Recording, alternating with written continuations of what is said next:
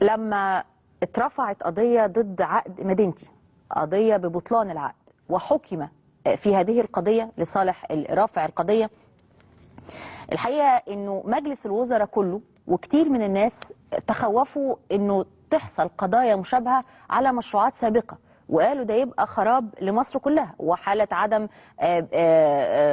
استقرار في المطلق. يعني ما ينفعش مشروعات تمت من سنين طويلة نيجي نطعن ببطلان عقودها، تبقى فوضى والاستحقاقات هتضيع وممكن تحصل حالة انفجار حقيقي.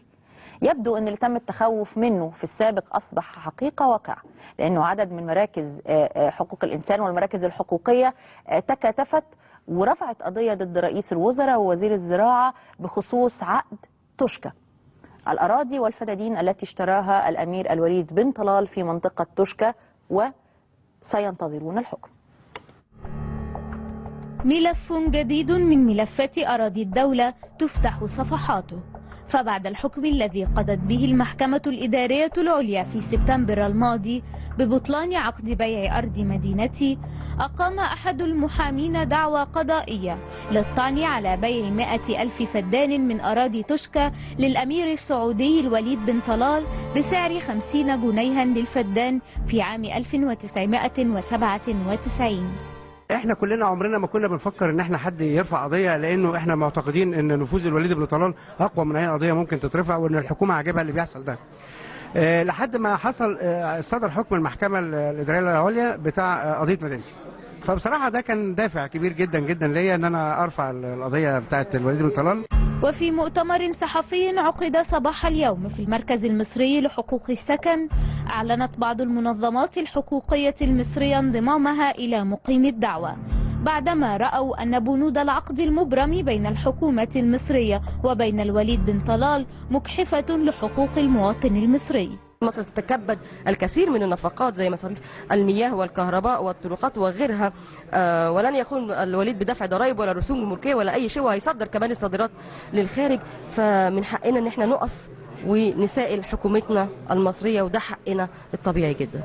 ايه اللي انا استفدته كمصري؟ لا عملت خلخله في الكثافه السكانيه في الوادي والدلتا، ولا ملكت مصريين، ولا حليت مشكله بطاله، ولا انا عندي انتاج زراعي يغطي السوق المحلي، لان الانتاج الزراعي بتاعه كله مخصص للتصدير، وغالبا هينصب على شويه نباتات عطريه وحاجات طبيه ومسائل بالشكل ده. الحسابات هتفضل يعني احنا كحكومه مصريه ادينا او كشعب مصري ادينا له الارض زي ما قال الاستاذ شحاته كنا زهقانين منها وخلصنا منها، لم نستفد منها شيء على الاطلاق. كما تضامن عدد من النشطاء النوبيين إلى القضية مطالبين بأحقيتهم في أرض توشكا التي يؤكدون انتماءها إلى بلاد النوبة القديمة. مش معقولة واحد يكون مستثمر خارجي واخد الفدان ب50 جنيه، وإحنا عشان ناخد فدان في واحد قريبي خد الفدان ب100,000 جنيه وبعد كده طرد من الأرض بعد ما زرعها وكده. فإحنا عايزين نعرف بس مصر لمين؟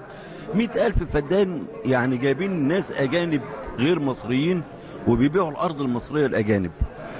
النوبيين اللي هم أصحاب هذه الأرض حقهم فين؟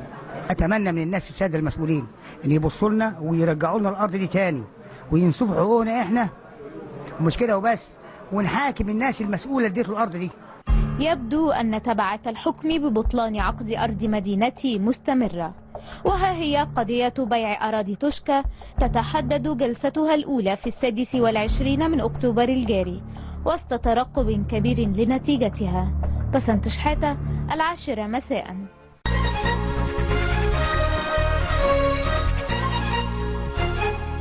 بين مطرقة المال العام وسندان احترام التعاقدات يصعب القرار في مثل هذه الحالة، وكنا سمعنا وعرفنا لوجود نية لطرح مشروع تعديل قانون لتأمين أي تعاقدات حدثت في الماضي حتى لا تصدر سلسلة من الأحكام اللي ممكن تبطل تعاقدات قد تسبب مشاكل لا تستطيع جهة احتوائها.